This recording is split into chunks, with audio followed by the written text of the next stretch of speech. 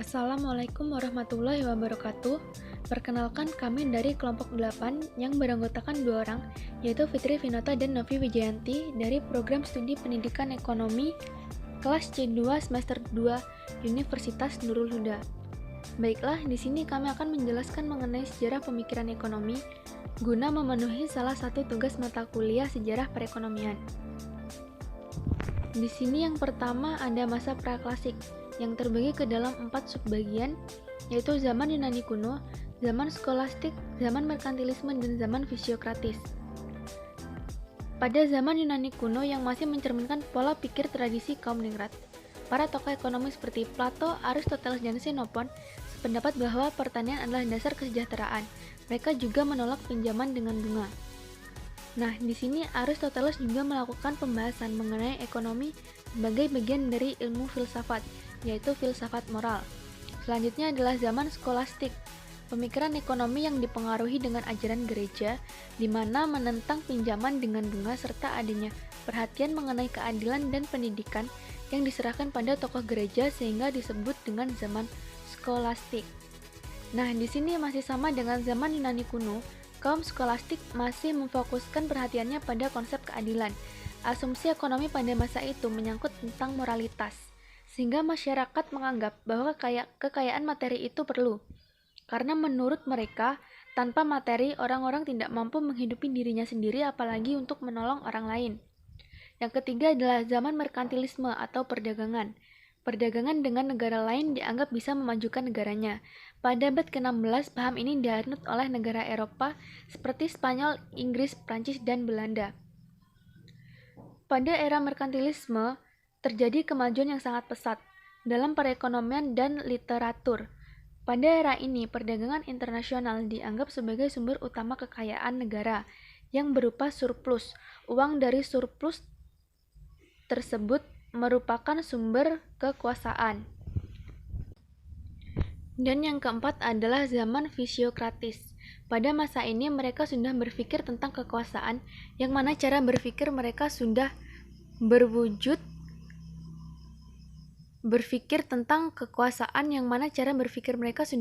suatu kerangka dasar analisis tertentu mengenai masalah ekonomi di kehidupan sehari-hari.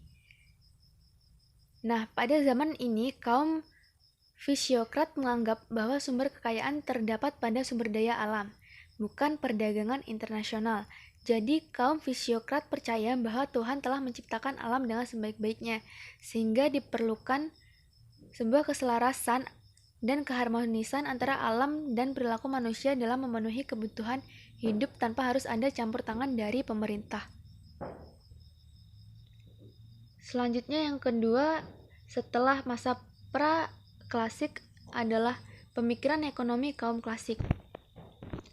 Adam Smith bukanlah seorang pencetus paling awal pemikiran ekonomi, namun ia berpengaruh besar dalam aliran pemikiran ekonomi. Smith menggunakan pendekatan deduktif yang digabung dengan pendekatan historis yang ia tuangkan dalam bukunya The Wealth of Nations. Ekonomi klasik ini menyatakan bahwa pasar bebas akan mengatur dirinya sendiri jika tidak ada campur tangan dari pihak apapun. Adam Smith menyebutnya dengan metafora atau tangan tak terlihat yang akan menggerakkan pasar menuju ke keseimbangan alami mereka tanpa adanya campur tangan dari luar. Pengaruh pandangan Smith yang begitu besar dalam perjalanan ekonomi seperti sistem ekonomi liberal, kapitalis, dan keseimbangan, sehingga banyak negara yang menganut sistem yang dicetuskan oleh Smith. Selanjutnya yang ketiga adalah pemikiran kaum klasik lainnya, yang terbagi ke dalam 4 teori, yaitu teori klasik Robert Malthus tahun 1966 sampai 1834. Malthus mengamati perkembangan manusia yang begitu cepat dibandingkan pertumbuhan faktor produksi hasil-hasil pertanian, sehingga bisa saja terjadi masalah besar seperti kepadatan penduduk, sedangkan alat pemuas kebutuhan tidak terpenuhi. Selanjutnya adalah teori klasik David Ricardo tahun 1772 sampai 1823. Teori Ricardo antara lain teori sewa sawah, nilai kerja, upah alami, uang, dan teori keuntungan kooperatif. Kelemahannya ialah mengabaikan perkembangan teknologi, pengertian yang salah tentang stasioner, tentang penduduk, kebijakan pasar bebas, faktor kelembagaan, teori distribusi bukan pertumbuhan, tentang tanah, modal buruh, dan mengabaikan suku bunga. Teori klasik Jean Baptiste Say tahun 1767 sampai 1832, teori Say beranggapan bahwa nilai produksi selalu seimbang dengan pendapatan. Yang keempat adalah teori klasik John Stuart Mill tahun 1806 sampai 1873. Dalam teorinya, ia berpendapat bahwa kepentingan umum lebih diutamakan dari kepentingan pribadi, sehingga muncullah teori keadilan dan kebebasan. Yang keempat adalah pemikiran ekonomi sebelum Marx. Sosialisme menggambarkan pergeseran milik kekayaan dari swasta ke pemerintah secara perlahan melalui prosedur, sedangkan komunisme peralihan kepemilikan dilakukan secara cepat dan paksa tanpa kompensasi. Konsep sosialisme utopis yaitu semua orang tinggal bersama dan segala kebutuhan serta makanan disediakan secara bersama. Konsep sosialisme komunitas bersama yaitu membentuk suatu daerah ideal atas pemikiran adil, makmur, dan sejahtera. Nah, dalam aliran sebelum Marx ini sering dimasukkan ke dalam sosialis, sedangkan aliran yang dikembangkan oleh Marx sendiri digolongkan ke dalam komunis. Karenanya, pemikiran sosialisme pada periode ini dibagi atas dua konsep, yaitu sosialisme utopis dan sosialisme komunitas bersama. Yang kelima ada pemikiran ekonomi sosialisme Marxisme.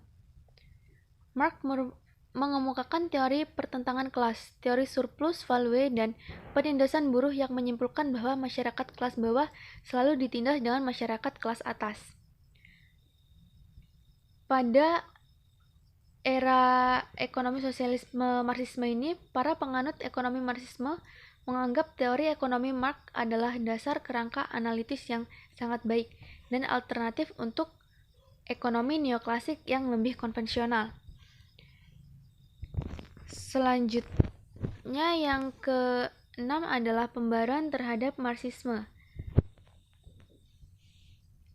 Secara teoritis, pemikiran Marx sangat menarik, namun dalam pelaksanaannya mengalami banyak perubahan.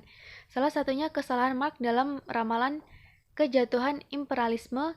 Meskipun dalam suatu negara mengalami masalah besar, tetap pada nyatanya tetap saja tidak ada krisis yang bisa menjatuhkan kapitalisme.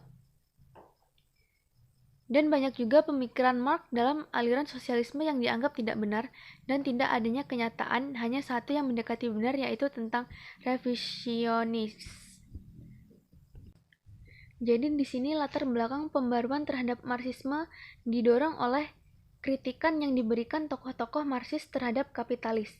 Dan salah satu hal yang juga menjadi pendorong pembaruan terhadap Marxis adalah tulisan-tulisan Karl Marx yang tidak seluruhnya didasarkan pada argumen yang kuat. Selanjutnya pemikiran ekonomi mazhab neoklasik. Analisis marginal pada intinya merupakan pengaplikasian kalkulus diferensial terhadap tingkah laku konsumen dengan produsen, serta penentuan harga di pasar. Sejak saat itu, pemikiran ekonomi semakin membahas tentang mikro.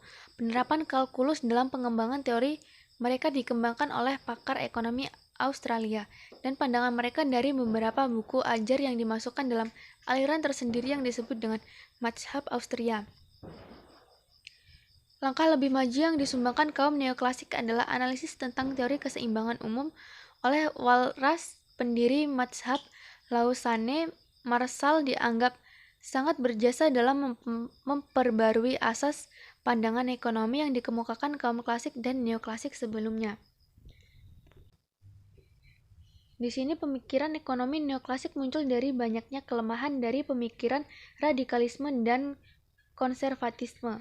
Ekonomi neoklasik mulai berkembang dan menggantikan ekonomi klasik setelah para ahli ilmu ekonomi politik klasik menggunakan karya Karl Marx untuk menentang kapitalisme dan memulai sosialisasi terhadap pemikiran Adam Smith dan David Ricardo. Selanjutnya, pemikiran ekonomi aliran historis. Para tokoh aliran sejarah beranggapan bahwa semua kegiatan ekonomi adalah bentuk dari perjalanan dan perkembangan ilmu ekonomi menurut dari peristiwa atau sejarah sebelumnya. Adapun beberapa tokoh yaitu Friedrich List, Bruno Hildebrand, Gustav von Schotzmoller, Werner Sombart, Max Weber, dan Henry Charles Carey. Selanjutnya pemikiran ekonomi aliran institusional. Aliran sejarah institusional dengan aliran sejarah mempunyai kesamaan, yaitu sama-sama menolak metode klasik. Akan tetapi aliran institusional menolak ide eksperimentasi sebagaimana yang dianut oleh aliran sejarah. Dari 5 tokoh institusional, 4 tokohnya mendefinisikan institusi yang hampir sama dengan Veblen, yaitu sebagai norma, nilai, tradisi, dan budaya. Sedangkan menurut North, institusi itu peraturan yang memaksa. Kehadiran institusi sangat penting sebagai alat untuk mengatur dan mengendalikan para pelaku ekonomi di pasar. Aliran institusional yang secara umum adalah sebuah mazhab pemikiran dalam ilmu ekonomi yang berisi pandangan bahwa perilaku ekonomi seseorang atau suatu pihak sangat dipengaruhi oleh institusi tertentu. Selanjutnya, pemikiran ekonomi Keynes. Dalam menghadapi persoalan ekonomi yang maha dahsyat, ternyata teori klasik dan neoklasik tidak mampu menjelaskan peristiwa yang sesungguhnya terjadi. Maka lahirlah seorang tokoh ekonomi yaitu John Maynard Keynes tahun 1883 sampai 1946. Keynes menilai bahwa teori klasik banyak kelemahan sehingga perlu diperbaiki dan disempurnakan seperti masalah mekanisme pasar, ketenagakerjaan dan teori klasik lainnya. Sedangkan teori neoklasik Keynes hanya melakukan penyempurnaan teori agar lebih sesuai dengan kondisi ekonomi yang terjadi sekarang, sehingga Keynes mencetuskan bahwa perlunya peran pemerintah dalam perekonomian agar berjalan sesuai dengan yang diharapkan. Jadi teori ini didasarkan pada ide ekonomi Inggris pada abad ke-20. John Maynard Keynes, teori ini mempromosikan suatu ekonomi campuran di mana baik negara maupun sektor swasta memegang peranan penting. Selanjutnya ialah pemikiran ekonomi neo-Keynes dan pasca-Keynes. Keynes tidak setuju dengan pandangan klasik yang menyatakan penawaran akan selalu menciptakan sendiri karena permintaan selalu lebih kecil dari penawaran. Keynes merupakan bapak ekonomi mikro yang mencetuskan perlunya peranan pemerintah dalam perekonomian karena campur tangan pemerintah diperlukan agar perekonomian berjalan sesuai dengan yang diinginkan. Selanjutnya adalah implementasi teori Keynes dengan perekonomian Indonesia sekarang. Jika dilihat dengan keadaan perekonomian di Indonesia pada belakangan ini, yang mana kita ketahui banyak harga kebutuhan pokok yang melonjak naik, seperti harga minyak goreng dan bahan bakar minyak. Jika dilihat dari sumber daya alam penghasil minyak goreng dan migas, di Indonesia ini cukup dibilang melimpah. Sebagian kebutuhan pokok melonjak naik, namun harga beras anjlok. Sedangkan kita tahu Indonesia adalah negara agraris. Jika hasil pertanian tidak ada harganya, sedangkan harga kebutuhan lain mahal, jelas ini menyusahkan masyarakat, khususnya kaum petani. Sehingga perlukah campur tangan pemerintah dalam menjaga kestabilan harga pasar, terutama pada barang-barang tersebut. Dan bagaimana upaya dan tindakan pemerintah dalam kasus ini? Teori Keynes menyatakan bahwa perlunya campur tangan pemerintah dalam keseimbangan pasar agar perekonomian berjalan seimbang. Dalam kasus yang seperti ini biasanya karena oknum-oknum yang tidak bertanggung jawab yang menimbun barang atau mengekspor barang dalam jumlah besar, sedangkan barang dalam negeri sendiri sampai susah didapatkan. Dalam kasus yang seperti ini, campur tangan pemerintah terlalu besar juga dapat menimbulkan masalah seperti inflasi. Meski bisa saja pemerintah memberi subsidi besar pada minyak goreng dan migas, namun jika kasusnya penimbunan, setelah pemerintah memberi subsidi hanya akan memberikan keuntungan pada pihak-pihak yang tidak bertanggung jawab itu. Juga dapat menimbulkan barang yang beredar banyak sedangkan harga murah atau bahkan tidak ada harganya. Maka daripada itu, upaya pertama pemerintah adalah memantau harga di pasaran dan menyelidiki permasalahannya. Namun banyak yang beranggapan tidak ada upaya pemerintah dalam kasus ini. Lalu upaya pemerintah untuk mengatasi inflasi dan juga tetap menjaga keseimbangan pasar, akhirnya pemerintah mencabut HET dan menaikkan harga minyak. Dengan itu pihak menimbun minyak merasa banyak diuntungkan karena menjual barang jauh lebih mahal daripada ia membeli. Sehingga siapa saja berusaha mencari keuntungan. Sejak saat itu minyak pun langsung banyak di pasaran dan tidak langka lagi. Setelah barang banyak di pasaran, baru upaya pemerintah menstabilkan harga ke semula.